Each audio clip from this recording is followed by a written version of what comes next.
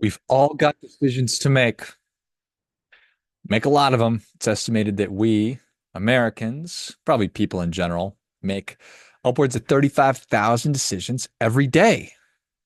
And I think that it's pretty obvious that the life we get is then the outcome or the sum of those decisions that we make. You make good decisions, you get good outcomes. You make bad decisions, you get bad outcomes. You start making better decisions, you will probably get better outcomes. Not complicated, super common sense. Yet here we are. Yet here we are. Number one. We are number one. Highest deficit ever. Highest personal debt rate ever. Most overweight ever. Most chronic conditions ever. We are dominating the most ever in the wrong ways, though. That's not good. Is it always good to be number one? No, of course it's not always good to be number one. So here we are, past the election, I think. We passed the election, something like that. We have a new administration. It's going to be coming in, and promises have been made. And we will see what promises will be kept. But we live in a very interesting time because we just know a lot more than we used to know. We just have now access to so much more information. It is free flowing. There are fewer gatekeepers. There are fewer king or queen makers. There is a free flow of information. And in a lot of ways, it's breaking our brains. And currently, the way that things stand, it's not helping us to make those better decisions. Better decisions, better outcomes, better lives, all these things. We know that they're true. And because we have the benefit of hindsight, we can look backwards and say, hey, were these good decisions? Do we make good decisions about how we allocated our most valuable resources, how we spent our time, attention, energy, and money? Are we happy with how we did these? Or if we were to get a do-over, what would we do over? In the spirit of that, I think this is I think that this is really important, which is why I wanted to talk about it. So I'm going to start with trivial stuff and then get directly into really, really important stuff. And then I'm going to implore you to embrace the control that you have, the ability you have to influence decision makers. And I'm going to make a plea that you do your part to put your influence in a way that is going to help our country to make better decisions. Obviously, I want you to make better decisions for your life and your situation, but let's go rock the vote or let's do what we need to make sure that our country is also making good decisions based on what matters most and what's most important, because I don't think that we are right now. But I'll you be the judge of that. Maybe you think I'm an idiot. That's great. Tell me I'm an idiot. Maybe you think that some of the stuff makes sense. We'll just have to wait and see. But let's start with some fun stuff and then we'll get into some heavy stuff. Not that heavy, because I don't really do that heavy of stuff. I don't talk about that complicated stuff. I'm pretty basic, better for worse. So let's talk about dumb stuff people have spent money on. Coming in number one, the pet rock. 1970s, people spent $4 on a literal pet rock, but this guy or gal sold millions of them. So for $4, that's not that big of a deal. Number two, air guitar strings. Yeah, people actually bought air guitar strings, and the sellers would send an empty package or an empty envelope saying authentic air guitar strings. Okay. Celebrity used items at number three. People spend so much money on chewed gum, used tissues, or celebrity air for thousands of dollars. NFTs. Let's talk a little bit about NFTs and how much people spent on NFTs. Some people paid hundreds of thousands of dollars for NFTs. How about you? Expensive dog houses and pet accessories at number five. I don't have any problem with that, but there was one really famous example of a doghouse that cost $417,000. It's a lucky dog. We got some gourmet ice cubes coming in at number six. These cost around $325 a pack. High quality water, shaped perfectly. Okay. Number seven, virtual real estate. Ooh, buddy. This is a good one. Virtual real estate. Okay. Number eight, the invisible sculpture. In 2021, an Italian artist sold an invisible sculpture for 18 grand. Yikes. Literal. Emperor has no clothes. Number nine, potato salad Kickstarter. Man jokingly started a crowdfunding campaign to make potato salad, asking for 10 bucks. Went viral, raised 55 grand. Amazing.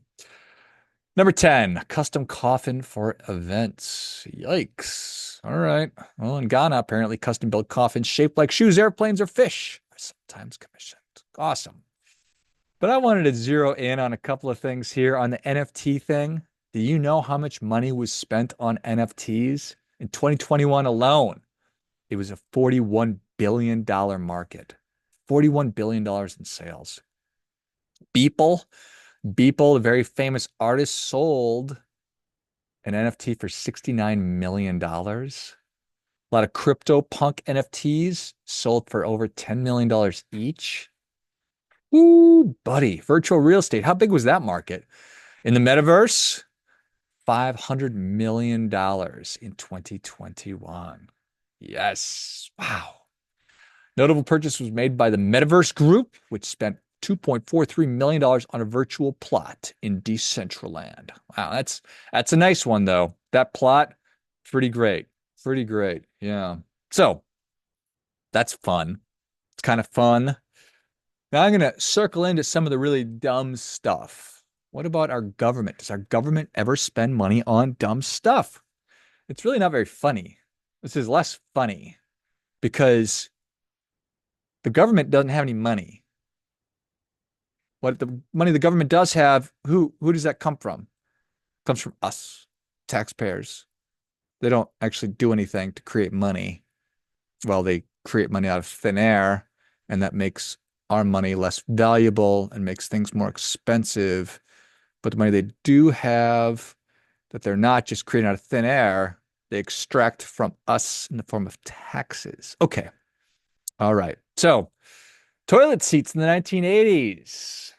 Department of Defense was criticized for spending $640 on a toilet seat for military aircraft. Okay, awesome.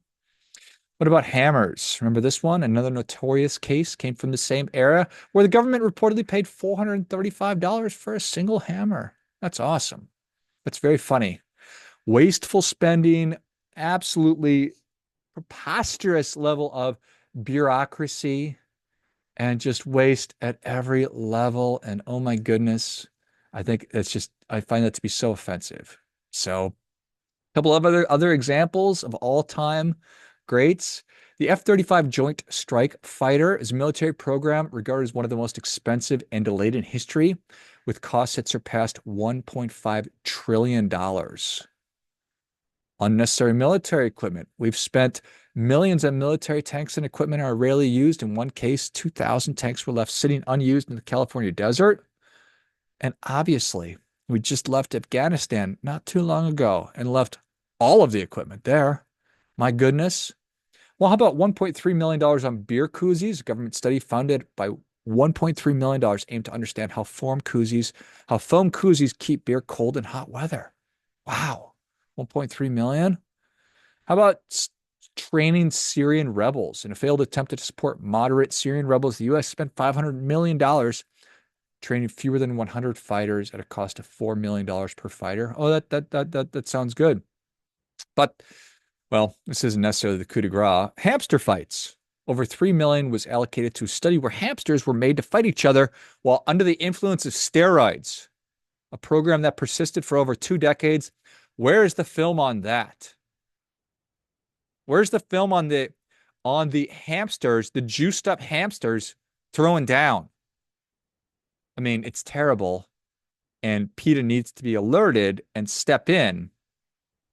But for the film that's already where can I see that just for research?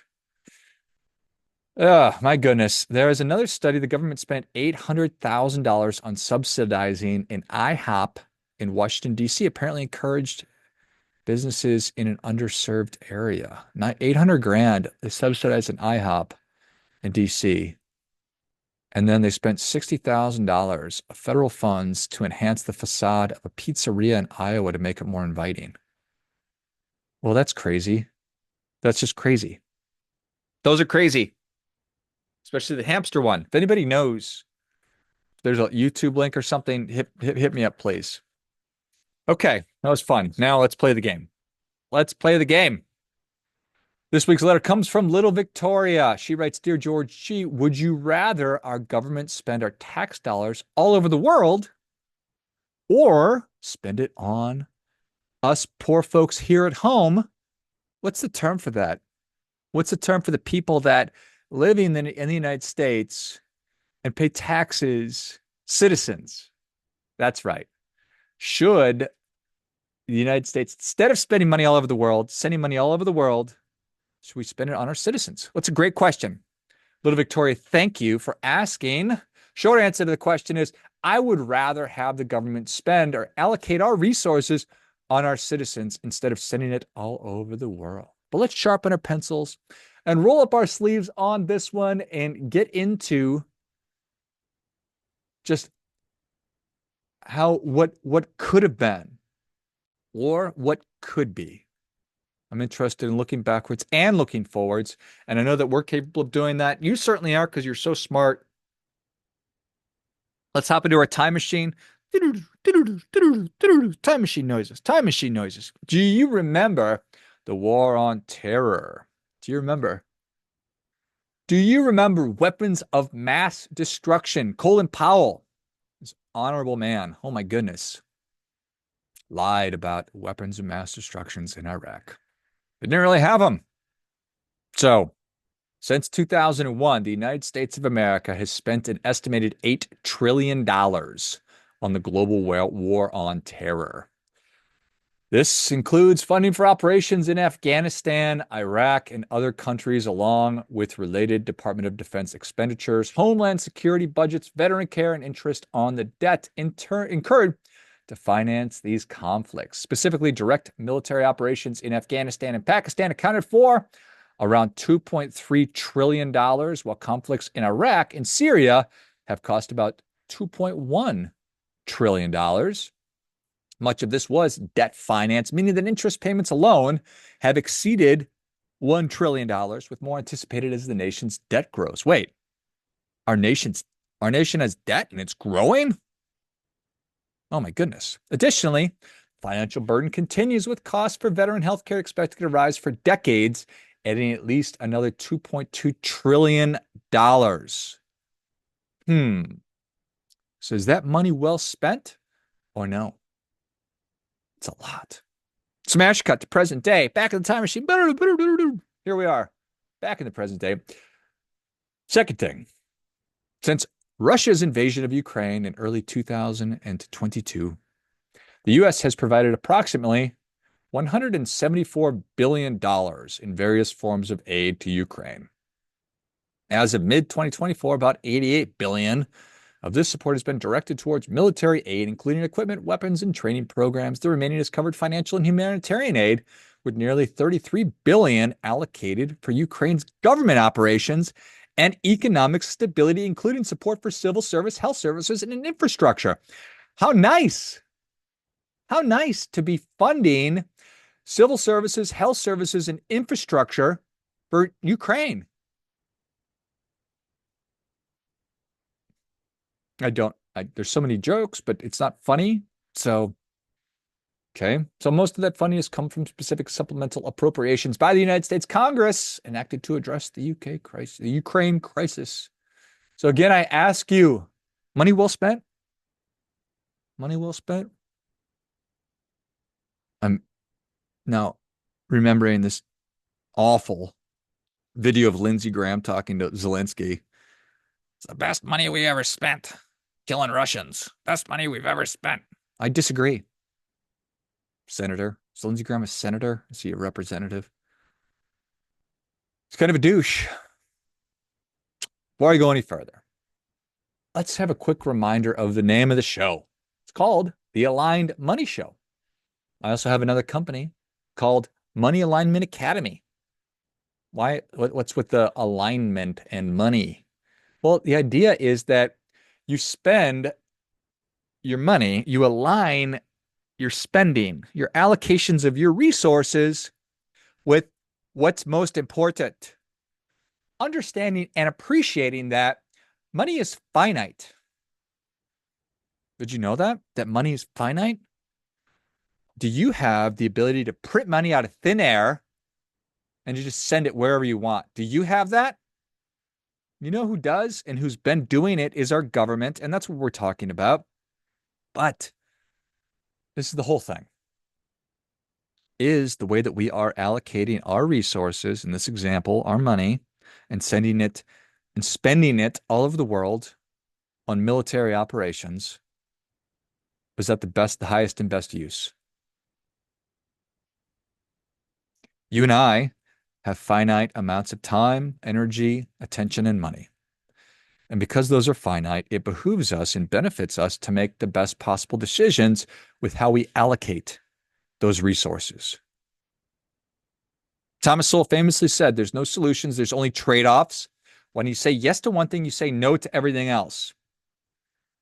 And while our government likes to not act that way, and they just keep spending with reckless abandon into oblivion, time to change, or at least time to try and get them to change. It's not that people haven't been trying to get them to change. It's just, I also want to howl at the moon here today. I also want to complain about, it's not even complaining, it's just pointing out something that's so obvious and then encouraging everyone to take a more active role in advocating that we make different decisions. So back to little Victoria's question, would I rather have spent money on those things or maybe just maybe a couple other things? What if we could legally pay off student loans? We could legally pay off all student loans. Or what if we could put a security guard, a full-time security guard at every school in the United States of America? What about mortgage debt? Could we pay off all the mortgage debt? Are these things possible? I'm not saying any of these are good ideas. The school thing seems like a pretty good idea. But I'm just what if? Would it be better if you had just paid off those debt? You can make up your own mind here. So let's see. As of 2024, total United States student loan debt stands at approximately $1.74 trillion. Okay. So that includes both federal and private loans, with federal loans accounting for around 1.6 trillion, private loans 130 billion. So total US student debt, 1.7 trillion. All right. So we'll circle back on that, put a pin in it. What about schools? Crazy? Put a security guard at every school in America? How would we even do that? Assuming an annual salary of $80,000. And I don't know if that's low or high, whatever. I just pulled that number out of the air. Assuming an annual salary of $80,000, how much would it cost to station a security guard at every school in America? So obviously we need to know the number of schools. According to the National Center for Economic or Education Statistics, NCES, there are about 130,000 K through 12 schools in the United States, including public and private. Right? So 130,000 kindergarten through 12th schools in the United States, assuming $80,000 per year. So calculator comes out and says that would cost $10.4 billion per year. All right. So put a pin in that.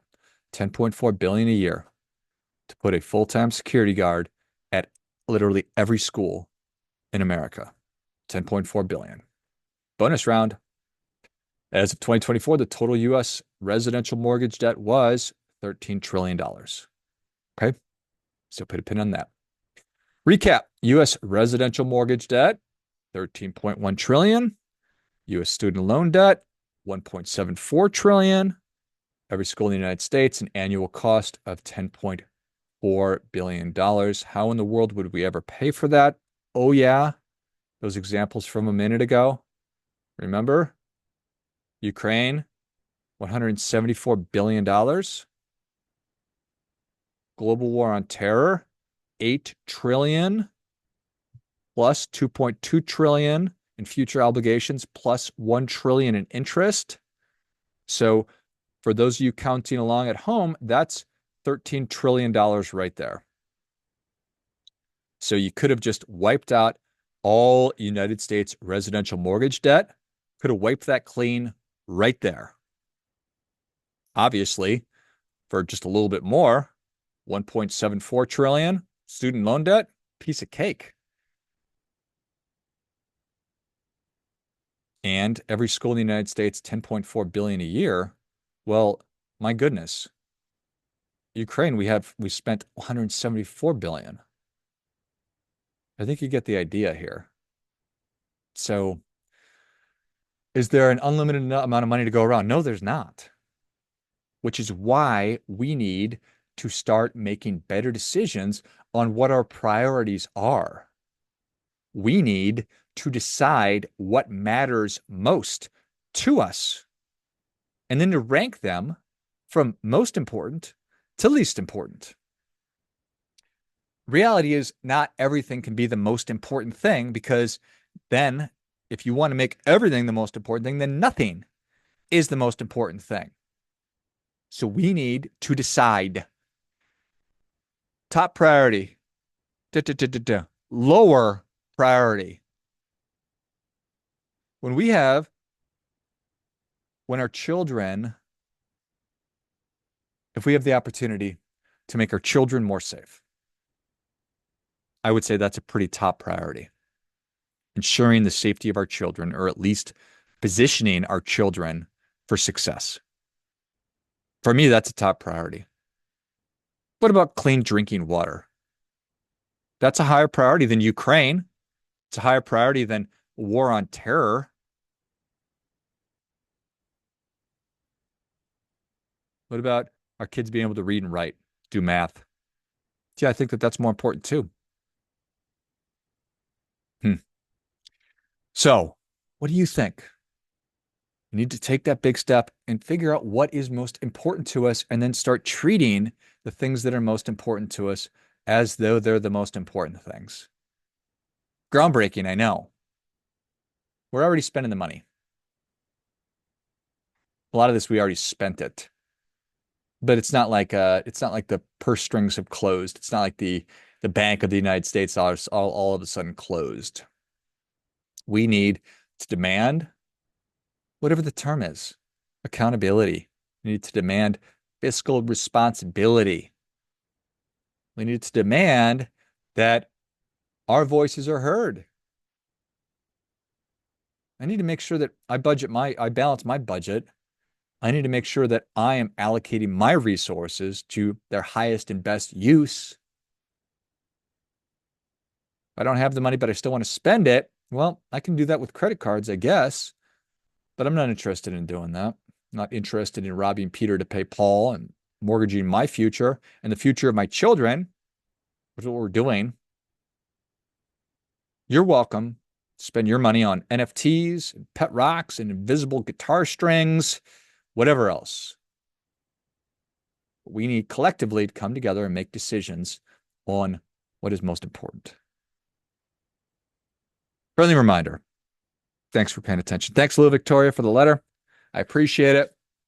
And the answer to your question again is, I'd rather spend the money on my brothers and sisters and sons and daughters here in the United States, and fathers and mothers, versus sending it to other places. That's just me. Friendly reminder, is never going to be anybody more interested in your financial success than you are, dear friend. So act accordingly.